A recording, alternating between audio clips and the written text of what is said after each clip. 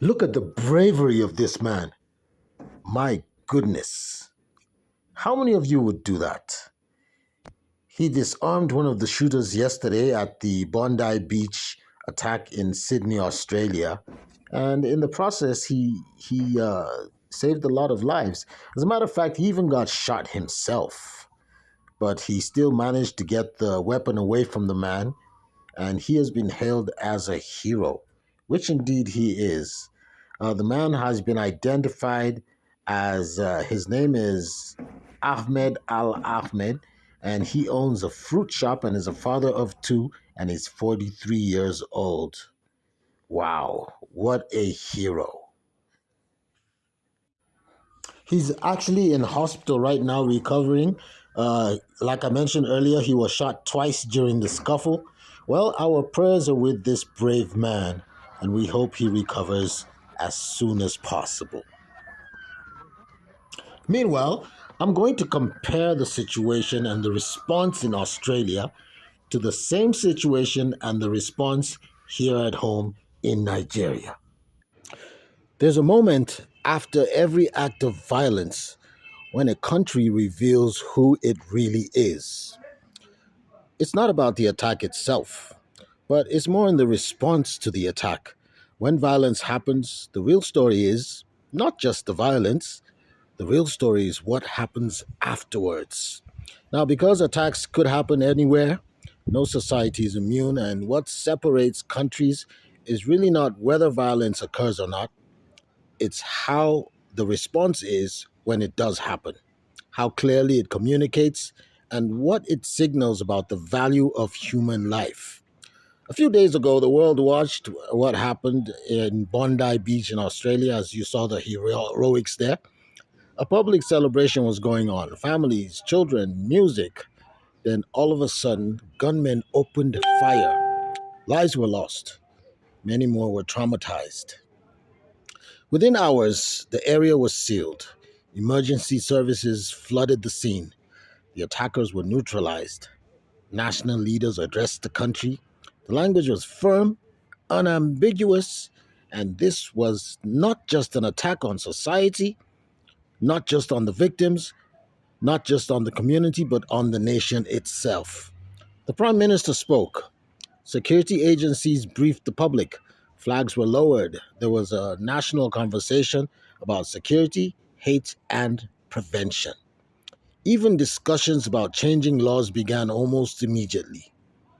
Now let's pause a minute because here in Nigeria, a few weeks earlier, uh, something along those lines happened in Kebbi State. Yes, gunmen walked into a girls' secondary school.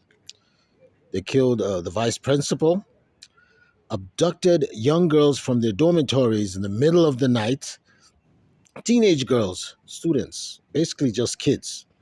And yet, the national atmosphere was no different. Yes, security agencies were deployed. Yes, there were statements made.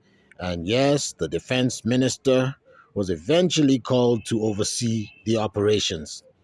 And to be fair, the girls were later rescued. Rescued in quote, which is something we must acknowledge. But the tempo was different. The tone, the urgency just wasn't there. There was no immediate national address. There was no sense that the country had been shaken to its core. No sustained national conversation about how come something like this keeps on happening. It was treated as tragic but familiar. And that, I think, is where the real issue lies. In Australia, you see, a single terror attack stopped the country. In Nigeria, mass kidnapping barely interrupts the news cycle, sadly. Now, this is not because Nigerians care less about children. It is because it's not because we are numb by nature, but it is because we have normalized crisis. We've adjusted our expectations and lowered the bar.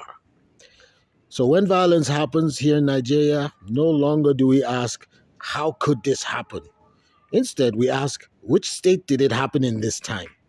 We no longer ask, what fails? Instead, we ask, how many were taken. And when they're rescued, thankfully, we sign relief and just move on without demanding systemic answers, although I've seen a bit of that. Now, let's be clear, the comparison here is not about which tragedy is worse. Pain is not a competition. Grief does not need a scoreboard. The comparison is about state signaling. What does a government communicate, consciously or otherwise, when an attack happens? You see, in Australia, the message was this is unacceptable. This threatens who we are. We will respond loudly and immediately. But in Nigeria, too often the message sounds like this is unfortunate. We are on it. Please be patient. That's it. And then they condemn, condemn, condemn, condemn, and that's it. Patience has become our national security strategy. And patience, unfortunately, does not deter armed groups and terrorists. Another difference is public communication. You see, after the Bondi incident, authorities spoke constantly. Even when they didn't have all the answers, they still spoke. They communicated.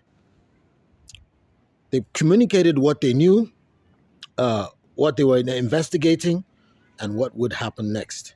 In Nigeria, the information comes in trickles, in fragments. Rumors fill in those gaps. Families rely on WhatsApp voice notes instead of official briefings.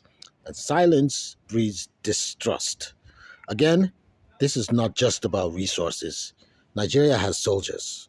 Nigeria has intelligence agencies. Nigeria has budgets. What we often lack is coherence and consequence. When kidnappings repeat themselves, who resigns? When schools are attacked repeatedly, what structural changes follow? When communities are left exposed, who is held accountable? In places like Australia, even the possibility of institutional failure triggers reviews, inquiries, and resignations. For instance, that defense minister, the ones that's left, the Minister of State for Defense, he really shouldn't still be there, considering the allegations against him. But that's another conversation. You see, in Nigeria, failure is absorbed into the background noise. And here's the uncomfortable truth: armed groups understand this. They do. They know where violence will cause national paralysis and where it will cause a press release. They know where the full weight of the state will descend and where it will negotiate, delay, or deny. So the real question here is not why does Australia respond differently from Nigeria? The real question is why have we accepted less from ourselves and from our officials? Why have we allowed mass abductions to become a routine? Why do we treat children being taken from schools as a regional issue instead of a national emergency? Because the truth is, until Nigeria treats every mass kidnapping the way other countries treat terror attacks, with urgency, visibility, accountability, and consequence, nothing will change. Security is not just about guns and uniforms. It's about political will. It's about what shocks a nation into action. At Bondi Beach, Australia was shocked. In Kebbi, Nigeria, sighed and carried on. Yes, that's the truth. And that difference, more than anything else, is the story we should be telling and the questions we should be asking.